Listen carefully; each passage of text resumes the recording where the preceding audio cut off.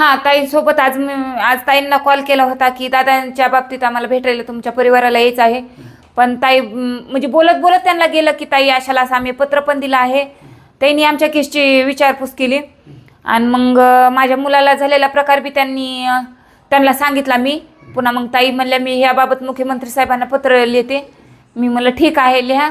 आणि आता ह्याबाबत म्हणजे एवढं म्हणजे मुलांना अडवून जर असे अनोळखी जर करत असतील, तर माझा भाऊ एकटाच केस पाहत आहे आणि त्याला पोलीस संरक्षण देणं खूप गरजेचं आहे, कारण ते सगळा केसची पाहणी तोच करत आहे.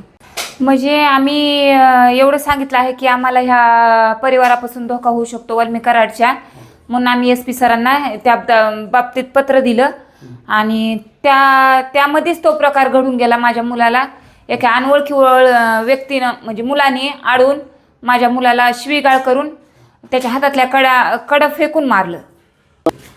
म्हणजे यानंतर आम्ही पोलीस स्टेशनला तात्काळ जाऊन गुन्हा दाखल केला. स्वतः PI सर जाऊन त्या स्पॉटची पाहणी केली त्यांनी, पण तो मुलगा सापडला गेला नाही. आणि पुन्हा मी पंकज कुमार सरांना कॉल केला काल आणि म्हटलं, "सर अशाला असा प्रकार घडला आहे, म्हणजे महादेव मुंडेचे जे आरोपी आहेत त्यांना तात्काळ अटक करणं गरजेचे आहे, कारण गोट्या गुत्ती हा बाहेरच फिरत आहे आणि त्यांना तात्काळ म्हणजे हे आरोपी जे आहेत त्यांना अटक करा तात्काळ."